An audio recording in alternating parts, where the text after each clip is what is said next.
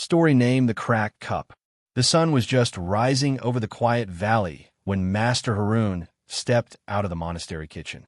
Birds were beginning their morning chorus, and the cold mountain air carried the scent of pine and dew. In his wrinkled hands, he held a small earthen cup, old, faded, and marked with a long, thin crack running down its side. Most of the young monks wondered why the master, respected by everyone, still used a cup that looked like it belonged in the trash. They had fine wooden cups, new brass bowls, and polished steel utensils. Yet every morning, Master Haroon returned to the same old cracked cup.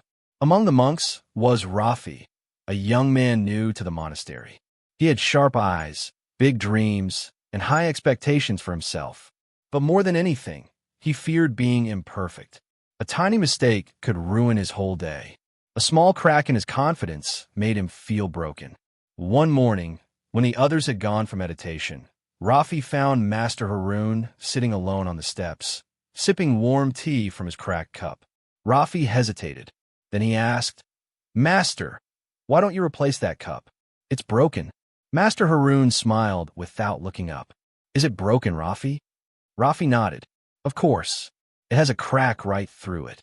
Master Haroon finally looked at him, his eyes calm. "Ah, yes, a crack. And yet it holds my tea perfectly. It serves its purpose every day." Rafi frowned. "But there are so many better cups. New ones. Perfect ones." Haroon chuckled softly. "I do not need a perfect cup. I need a cup that reminds me what truly matters." Rafi didn't understand, but his curiosity grew. The master patted the step beside him. "Sit. Let me tell you a story." Rafi sat. "When I was young," Haroon began, "I was just like you. I wanted to be flawless. I believed that if I made one mistake, the world would think less of me. I wanted to shine like a polished crystal." Rafi listened closely. "One day, during a tea ceremony, I accidentally dropped this cup." Haroon lifted the old cup gently. It cracked. I was ashamed. I tried to hide it, thinking I had ruined something valuable. "What happened?" Rafi asked. The elder monk picked it up and said, "It is still a cup. It still holds tea. Its crack is only a reminder that nothing in life is flawless, and nothing needs to be."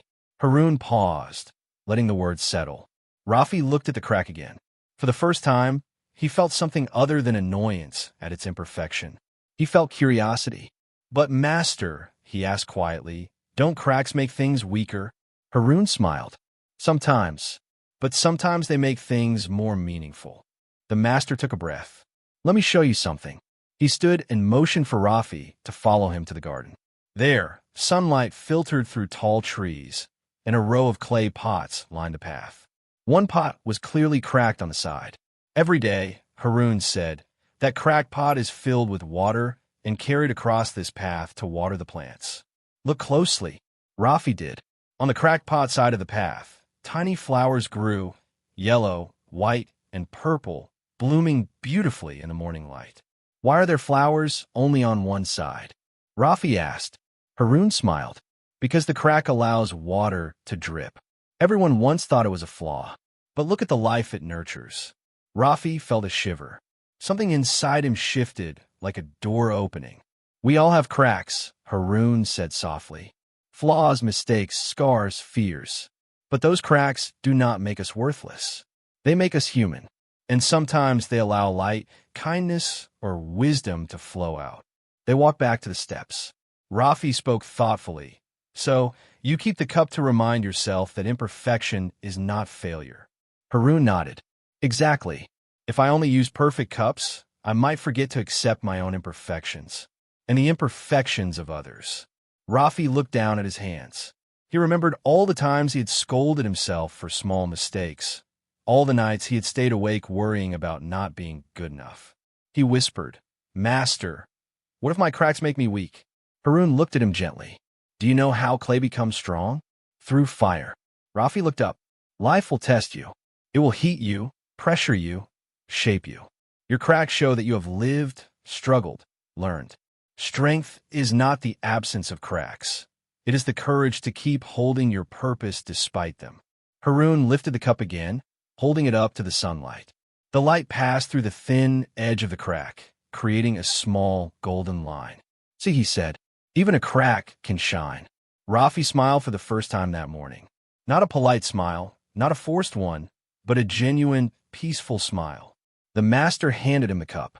"Take this today," he said. "Drink your tea from it. Feel its weight. Embrace its crack. And remember that your worth comes not from perfection, but from purpose."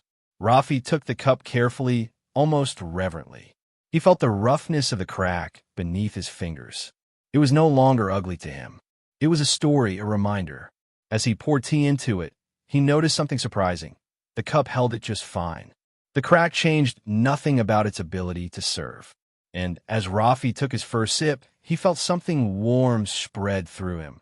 Not just the tea, but understanding. He whispered to himself, "I don't need to be perfect to be valuable."